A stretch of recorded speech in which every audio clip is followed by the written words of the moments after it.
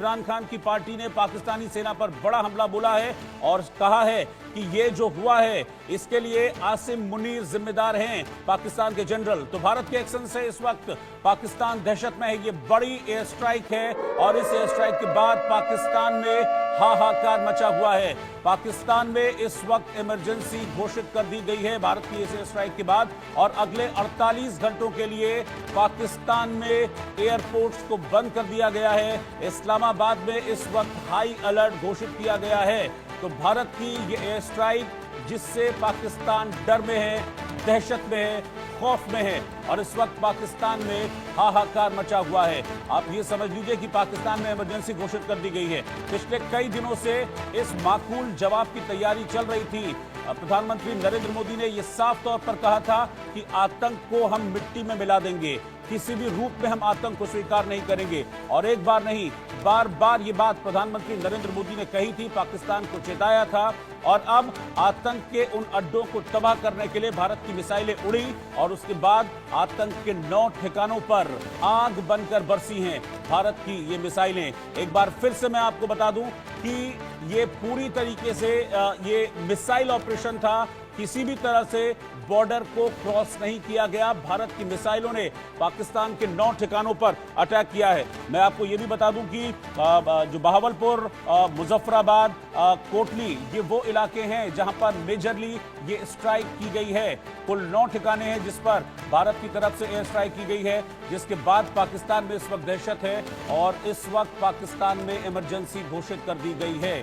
अब पाकिस्तान के प्रधानमंत्री शहबाज शरीफ कह रहे हैं कि इसका जवाब दिया जाएगा, लेकिन अगर आतंक पर हुई इस कार्रवाई का किसी भी तरह से रिटेलिएशन होता है पाकिस्तान की तरफ से, तो आप ये समझ लीजिए कि भारत का जवाब उससे भी ज्यादा बड़ा और उससे भी ज्यादा जबरदस्त होने जा रहा है। तो ये बहुत बड़ी एयर स्ट्राइक की गई है। 22 अप्रैल को पहलगाम हुआ था, उसके बाद प्रधानमंत्री नरेंद्र मोदी ने चेता दिया था, सेना को फ्री हैंड दिया गया था कि आप फ्री हैं, आप टारगेट लॉक कीजिए, लोकेशन लॉक कीजिए, टाइम लॉक कीजिए और आतंक के अड्डों को ध्वस्त कर दीजिए। और एग्जैक्टली हुआ यही है। थोड़ा वक्त जरूर लगा। 22 तारीख को ये पहलगाम हुआ था, उसके बाद आज ये ऑपरेशन अंजाम दिया गया है। यानी कि तकरीबन 15 दिनों के इंतजार के बाद, 15 दिनों की तैयारी के बाद ये एयर स्ट्राइक भारत की तरफ से की गई है। और इस वक्त एक और ब्रेकिंग न्यूज, सुबह 10 बजे सेना प्रेस कॉन्फ्रेंस करेगी, पाकिस्तान पर हमले को लेकर डिटेल में ये जानकारी शेयर करेगी। यानी कि ऑपरेशन सिंदूर के तहत जो एक्शन लिया गया है पाकिस्तान में चल रहे आतंक के अड्डों पर, उसकी डिटेल जानकारी सुबह 10 बजे सेना साझा करेगी एक प्रेस कॉन्फ्रेंस के जरिए। हालांकि सेना की तरफ से ही इस बात को बिल्कुल क्लियर किया गया कि ऑपरेशन सिंदूर के तहत इस एयर स्ट्राइक को अंजाम दिया गया, जिसमें पाकिस्तान के आतंक के अड्डों को तबाह कर दिया गया, ध्वस्त कर दिया गया। सुबह 10 बजे भारत की सेना प्रेस कॉन्फ्रेंस करेगी और इस प्रेस कॉन्फ्रेंस के जरिए पाकिस्तान के किन किन पॉइंट्स को एग्जैक्टली निशाना बनाया गया है, किस तरीके से एयर स्ट्राइक के प्लान की गई और उसको एग्जीक्यूट किया गया, इसके बारे में डिटेल जानकारी भारत की सेना की तरफ से सुबह 10 बजे दी जाएगी।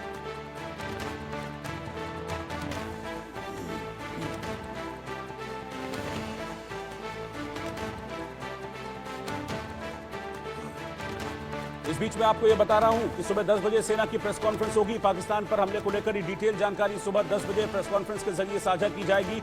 इस ऑपरेशन को यह भी जानकारी मिली है कि रात 12 बजे के बाद अंजाम दिया गया ऑपरेशन सिंदूर को, तो पूरी तैयारी थी और मॉक ड्रिल को लेकर कहा गया था कि आज अलग अलग मॉक ड्रिल की जाएगी और इसी बीच ये बड़ी एयर स्ट्राइक कर दी जाती है भारत की तरफ से।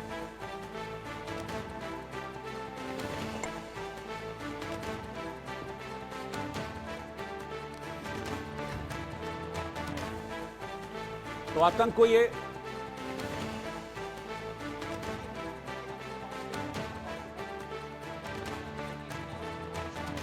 तो इस वक्त की ब्रेकिंग न्यूज में आपको बता रहा हूं, ये जबरदस्त जवाब भारत की तरफ से आतंकवाद को दिया गया है।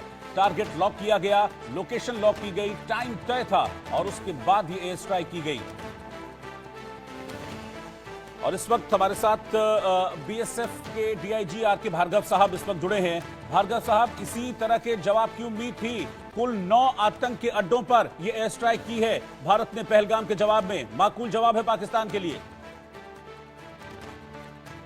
हाँ, देखिए, जो भारत ने जवाब दिया है बड़ा लपा तोला जवाब दिया है। इसमें उन्होंने पाकिस्तान के किसी भी इंस्टॉलेशन को, किसी भी सिविलियन एरिया को या किसी भी उनके आर्मी इंस्टॉलेशन को टारगेट नहीं किया है।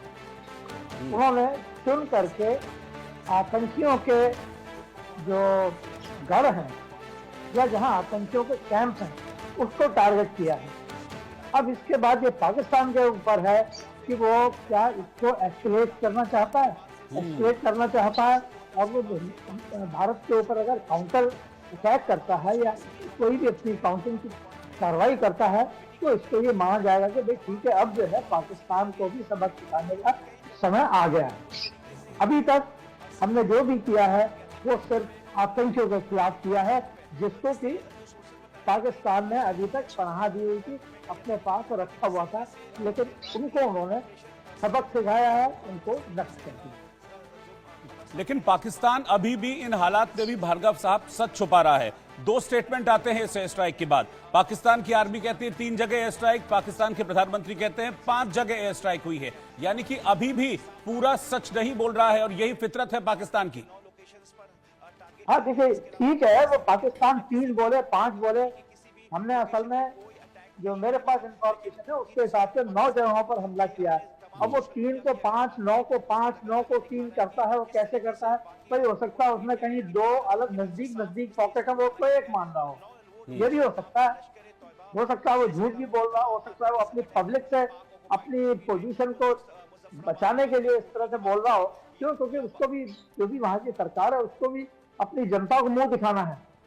अब अगर वो कहते हैं इतनी जगह अटैक हो गया तो वहां भी जनता कहेगी इतनी जगह हिंदुस्तान ने आपके ऊपर अटैक कर दिया, आप क्या कर रहे हो? लेकिन अगर उसको 3 या 5 कहते हैं तो शायद पब्लिक को ये ठीक है, इन्होंने जो आतंकियों के गढ़ हैं, आतंकियों के ठिकाने हैं, उस पर अटैक किया है, कोई बात नहीं, ठीक है, करने दो। क्योंकि ये बात तो अभी मानने की है कि हमने, क्योंकि वहां पाकिस्तान की आवाम के ऊपर है, पाकिस्तान की पब्लिक पे या किसी भी सिटीजन के ऊपर वहां पर हमला नहीं